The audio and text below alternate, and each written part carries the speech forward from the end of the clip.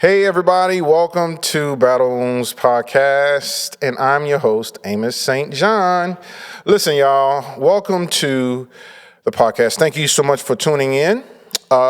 Make sure you subscribe, you follow, you like, even comment in the comment section. I really, truly appreciate the feedback. This is an amazing journey doing this podcast since about 3 years ago, and then I took a break, and then here we are again. And it's just been an amazing journey to see and hear the feedback of how this podcast is relatable, and you are blessed by what the information that I've been able to share from experience. Well, today is going to be amazing. We're going to talk about something I mentioned in previous podcasts. You know, if we've heard, I am divorced. And I definitely been in the single streets. I am currently dating someone very seriously. But I just want to talk a little bit about this dating scene, like in these dating streets, and my experience in that time, in that season when I was single and not involved in a relationship, and I was introduced to online dating. You know, I was married about almost 12 years, and before that, you know, I was single, and that's almost 20 years ago, and there wasn't really online dating. It was just old school. Meet somebody at a mall, meet somebody at a library, meet somebody at a grocery store, or at a social event, whether at church or something. And so now, you know, 20-something years later, I'm single again, and I'm finding my way back in this world, socializing, and I'm honestly... If you know me, I'm not really a social butterfly. I mean, I can do it, but by default, I consider myself an introvert. And so being reintroduced back into this dating world was kind of a shock to my system. A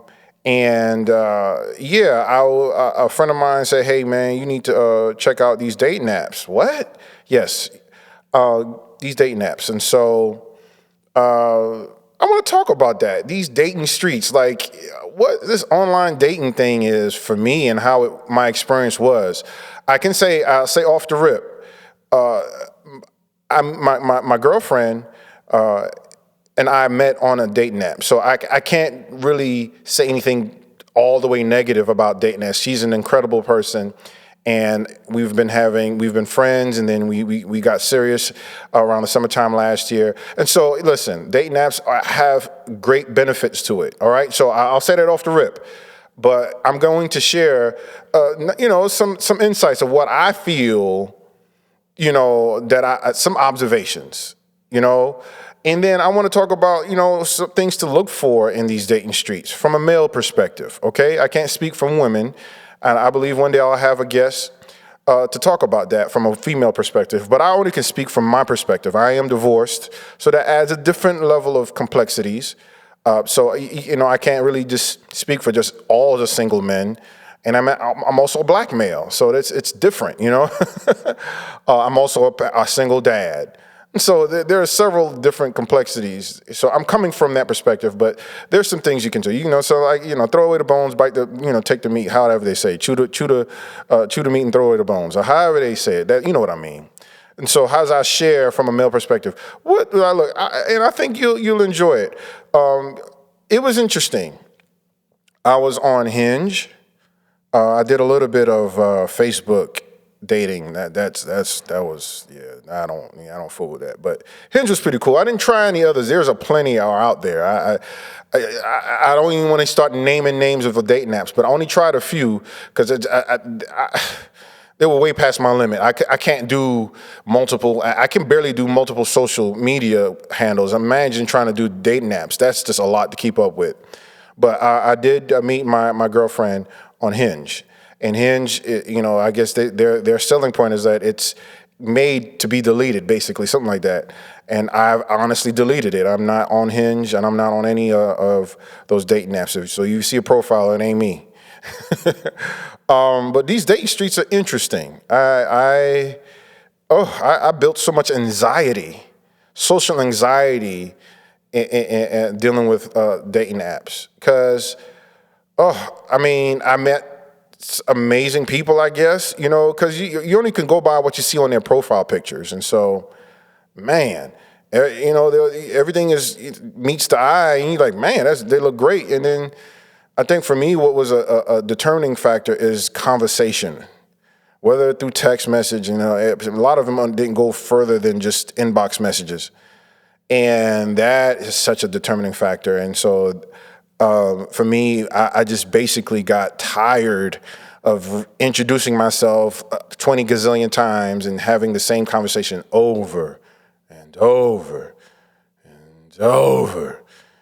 Hi, what's up? What you doing? Oh gosh, that's me. I just got tired of it. And so that's one of the things I didn't really enjoy with dealing with online dating, having to introduce yourself over and over again. And these conversations didn't go far. There was no substance. There was no comedy. There wasn't no camaraderie. It was dry.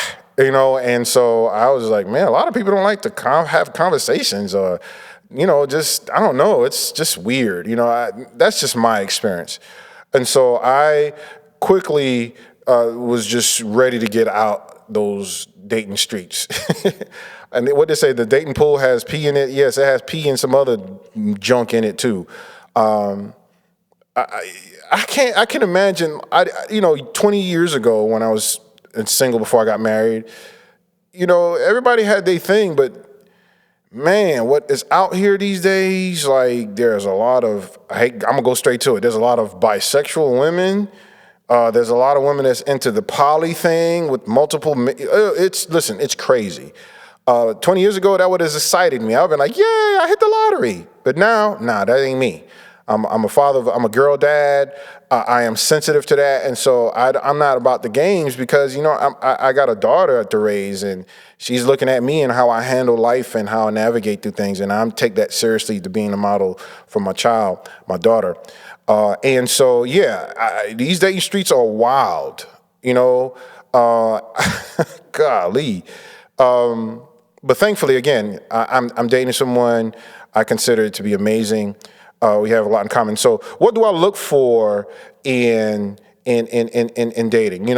What are some important factors, as a single person or some person re-entering the dating world? And I'm 44, so I'm a little older. I'm not in my 30s where it's a little different. I had a conversation with my therapist last year, and he said, people are in different stages. There is a recreational phase. There is a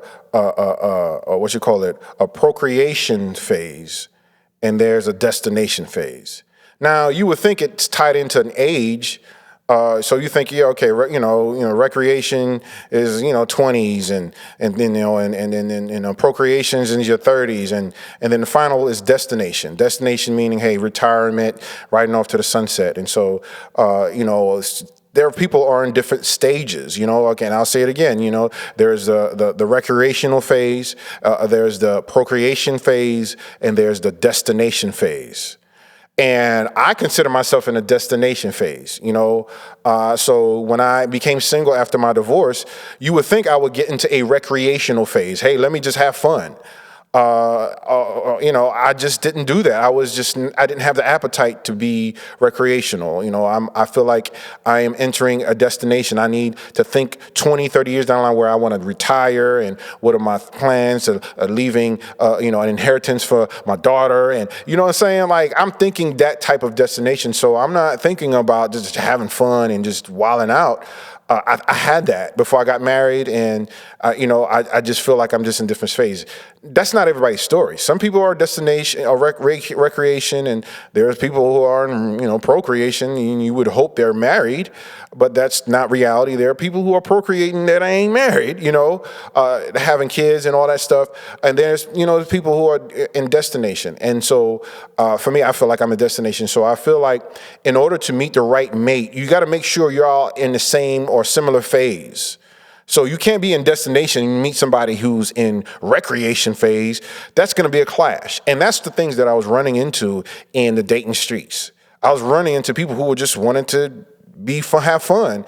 And that's cool, but that shouldn't be your main thing, you know? And so for me, I notice it's like, you got to find somebody who has that similar drive. Hey, I'm thinking long term. I'm thinking, my decisions I make now, how it is going to affect me 10, 20 years down the line. And so you just got to make sure y'all in the same phase. I feel like that's one important thing, understanding where you are. Are you in the recreational phase? Are you in the procreation phase? Or are you in destination phase? Those are three important phases. And so for me, I feel like I'm in a destination phase. So whoever I'm with, the person I'm with, I feel like we're in a destination phase. And so we work out well, perfectly, But I think in order to re-enter, or if you're in these dating streets, I think if my perspective, these are certain things I look for, and I believe I found. First, for me, I'm big about healing. Whatever you've gone through, everybody's kind of gone through something. Me, I was going through a divorce. It was traumatic. It was serious. Went through a lot of highs and lows, and climbed back out of it. Did the work to get back up. So I felt like before I re-entered the dating streets, I had to make sure that I dealt with my healing, do the healing work. Okay. Now, there's a lot of broken people here that are avoiding doing the work. They just want to have fun, recreation, and avoid the healing work. And trust me, you can tell. If you're doing the healing work, you can tell someone who's not. And so I ran into a lot of that, just in conversation, just in conduct, online conduct. I could tell, ooh, they're just not trying to do the work. So I think one of the first main thing that I look for is healing. I had to do the healing work within myself before I even really re-entered the dating streets. Now healing, I believe it's a journey, different phases. So, some people feel, I got to feel like I'm totally healed. That's cool. I can honestly say I was in the better stages of healing to feel like, okay, I feel like I can re-enter and meet and chat with someone and stuff like that. So just make sure you're doing the healing work, healing is important. Because, it's not good being out here and you're dealing with undealt trauma or situations or, broken heart or however it is. Do the healing work. And the second thing I look for, so I look for that, is the person's doing the inner work, the healing. I look for, is there some maturity, some development, some growth, some healing going on in their life? And the second thing I look for is authenticity. Okay, it's online. I'm always big on image. So if you can see my profile pictures are always a professional headshot or a professional. Shout out to one of my favorite photographers, Willie and Kim Photography. If you're in the Dallas area, look them up, Willie and Kim Photography. A lot of my image and marketing stuff I've done in the last several years was through them, and I have some other photographers that I can shout out at a later time, but I wanted to make sure I give him shout out. And so, so a lot of my imagery is high res, looks good, modelish. I don't consider myself a model, but you know what I'm saying? And so, and then online, you see a lot of made up pictures. I don't want to say made up, but they're doctored up. They're professional. And so you see a lot of people in their beauty and finality, and so they paint this impression as if they're, I don't hate to say perfect, but yes, there is a certain level of perfection that you present on these online streets, these dating streets, and I didn't see a lot of pretty women on their picture, and so that's always a draw. You see a pretty picture, hey, how you doing? You swipe left or whatever, swipe right, whatever. And so, but one thing I noticed, even how pretty they may be, they lacked authenticity. Oh my gosh, authenticity is so key. Be you. Don't try to be someone else, or don't try to be who you think, be authentic. I never looked for perfection, because I ain't perfect. But one thing you can know about me, I'm authentic. And so I was really honest, and I think sometimes authenticity and transparency and honesty doesn't work for a lot of people. There's a lot of people want to be told what they want to hear, I guess, you know what I mean? And so I told what was the truth. And I'm coming out of divorce and this and that, and I got a kid, and oh man, they run away like flies. Understandable. Hey, that's not everybody's thing. But I just didn't want to waste time. So I'm authentic, and I expect the same for the person in these dating streets. If I meet a female, or I'm not doing it now because I'm in a relationship, but I'm saying at the time when I was single, yes, I look for authenticity. And if for some of me, I could kind of see through it. I think that's the New Yorker in me, but authenticity is big. And I one thing, because I've done therapy and I've been going through therapy for a couple of years now, I've worked on so much on self-awareness. All right, so the first thing I talked about is healing work. Second thing I talked about is authenticity. The third thing I want to talk about is self-awareness. Self-awareness is so key. For me, I am so self-aware. I mean, I'm always got work to do, but I try my best to really be able to look myself and, hey, I know me. I know me. I know my quirks, and I'm honest about it.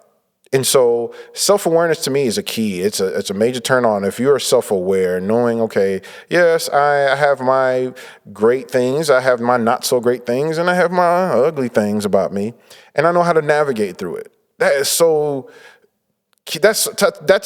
attractive to me, self-awareness, to be honest about who you are, And so again, I'll say again, people who do their healing work, the inner work, bettering themselves is key. Look for authenticity, not perfection, authenticity.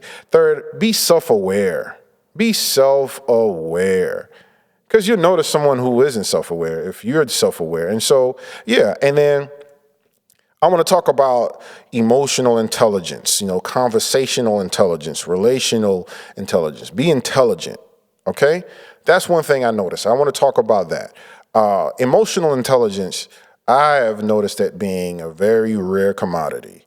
What I mean by emotional intelligence, I mean someone who is aware and able to communicate their emotions. I can be, because I can be myself a creative, I can be very moody, or I can be, when I'm going through things, I can be, I can go through my moments.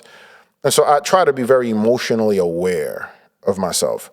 And also, being aware and then being someone who has emotional intelligence, to knowing, like, read the room. This ain't the time to crack a joke. When someone is going through, or this is somewhere not to be dry and to be, to lack empathy, Emotional intelligence for me is huge. Conversational intelligence. I can stay here for a little bit. That conversational intelligence, that was one thing that drew me crazy in these dating streets.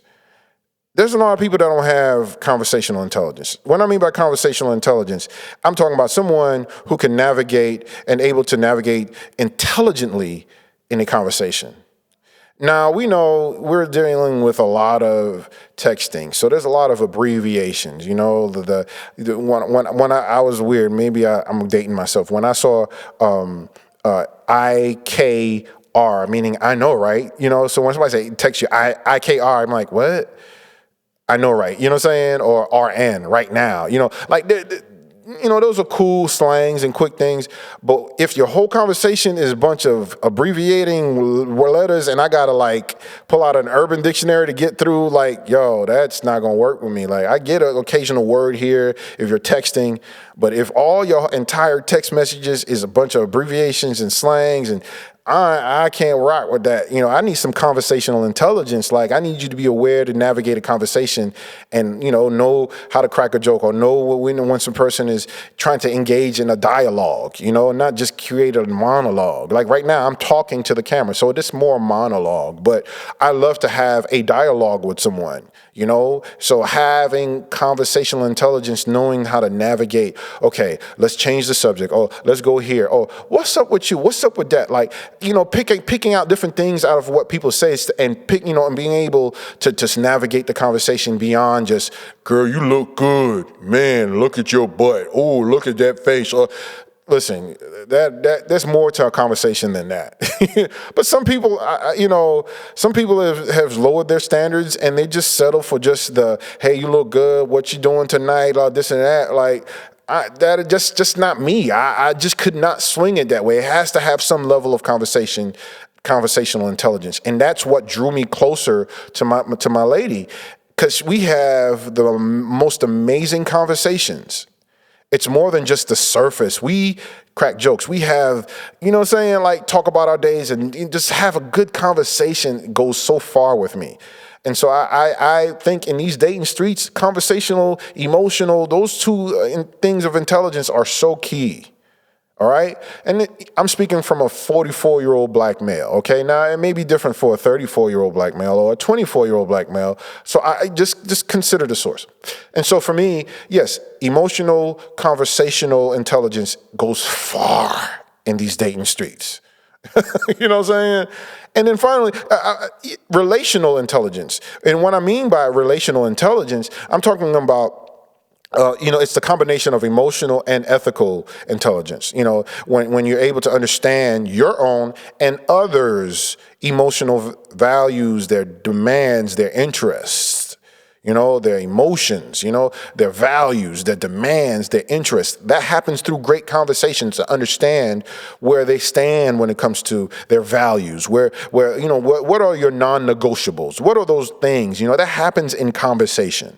Now if some conversations only last just that moment and that's it, but if the conversation goes beyond just being on the dating app and it goes to, on the phone exchanging numbers and you talk or FaceTime and however that goes, having that intelligence, relational intelligence, to be able to establish good relationship, relational skills, build friendship. I feel like, my lady and I have a great friendship because of the conversations we've had to understand each other, to understand our experiences, how to navigate, hold space for, we may look at things differently. She looks at one thing, I'm a Ravens fan and she's a Chiefs fan. And so, so yes, we don't see eye to eye when it comes to stuff. We may be seeing each other in the playoffs, but hey, we can hold space for those two things, and that's, it's a play thing when it comes to football, but, you may have two different things when it comes to certain values and non-negotiables, and being able to hold space for both is amazing. Now, there's some people that be like, no, you gotta have this, or you gotta agree with this. Now, of course, we're both Christian. We both believe in God. We're both saved. We both go to church. Those are non-negotiables. Like nothing against Muslims, nothing against Catholics, nothing against. Like for me, I was looking for. I prefer someone who goes to church, who believes in God. You know what I'm saying? Now, I'm not looking for someone to be like speaking in tongues and just being, like deep, you know what I'm saying? Like you can be all this heavenly great and no earthly good, and I'm paraphrasing and kind of reading, but I didn't want to look for someone who's so spiritually deep.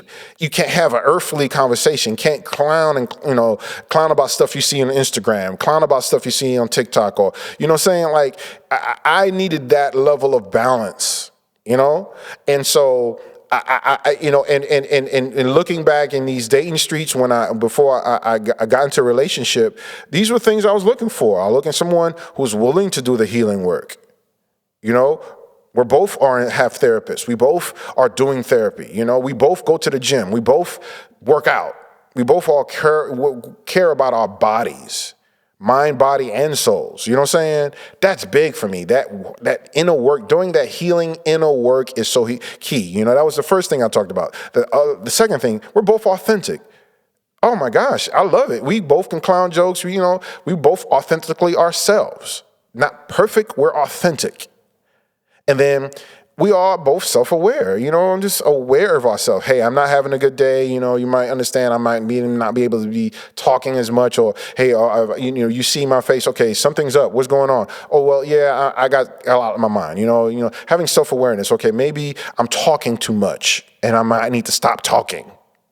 You know what I'm saying? I'm self-aware to notice like, okay, I'm maybe overbearing, or I may be, what I'm saying?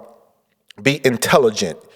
What I mean by intelligence, having emotional intelligence, having, conversational intelligence, and having relational intelligence. Those are some things that I looked for in these dating streets. Those are so key. Now that I'm dating and I'm pretty serious in this dating, I'm so thankful that these were the things that I was looking for. Now, I could have settled for just a pretty girl who can't talk and just great to walk around. Man, after a while, that gets old. You know what I'm saying? My lady is extremely pretty, but she has so many other layers and so much pretty, like, you know what I'm saying? All the things I talked about, the inner work and the awareness and the intelligence and you know what I'm saying? Like the authenticity, like all of that just made it even, that's the reason why all the rest that I was talking to or connected, I just dropped it because I was like, I feel like she has what I'm looking for. And I'm glad you know what I'm saying? It's so important in these dating streets to not settle. Don't settle. Yes, you're lonely and it's hard. I get it. But I'm telling you, don't settle. There's someone out there for you. It just takes time. And while you're looking, work on yourself. And that's something I did. I had to work on myself. And it's not something that I dropped. And when I found someone, I continue to work on myself. You know what I'm saying? Because I noticed when I was married, 12 years, I noticed that we change as people, that our appetites change every 3 to 5 years, you know what I'm saying? And so it's like there's constant movement. You're not the same person you were 3-4 years ago, you know what I'm saying? So there's constant improvement that is needed to be done. There's constant awareness to work on. There's constant thing to be intelligent about. So I try never to become stagnant in my life.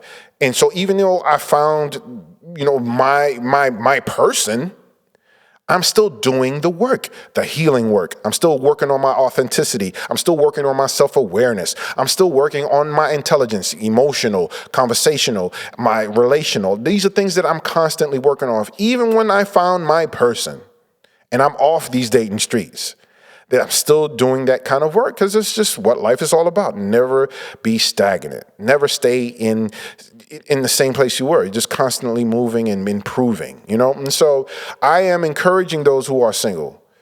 Keep doing the inner work. Keep working on your authenticity. Keep working on your self-awareness. Keep working on your intelligence, whether it's emotional, conversational, and relational. Those are some things that are so valuable. I consider it valuable in these dating streets.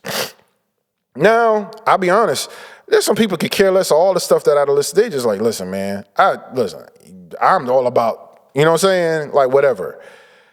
Cool. That's your cup of tea. For me, these are things that I consider very important, you know? The healing work, the authenticity, the self-awareness, the intelligence, the emotional, conversational, these are so important in these dating streets. You know what I'm saying? So I encourage y'all to keep going, keep growing, keep working on your health, mental health, your physical health, your soul health, all of that, so you can be the best person you can be. When I always say all the time, health is wealth. Yeah, having money in the bank is great. That's great, having wealth. But if your health is out of whack, mental health, it's null and void. So again, as we close and I share in these dating streets, you know what I'm saying? Like, it's crazy out here, y'all. Like, you got to keep working on yourself. Keep being able to look in the mirror and really work on yourself. You know what I'm saying? You'll attract the right person. Now, yeah, you'll run into a couple of crazies. Hey, man, they out here. Y'all just got to be careful, you know, stay woke. You know what I'm saying? But you'll meet your person. You know what I'm saying? And it's so key, to work on the healing work. Work on your authenticity. You know, work on your self-awareness. Okay? Work on your intelligence, emotional, relational, and conversational.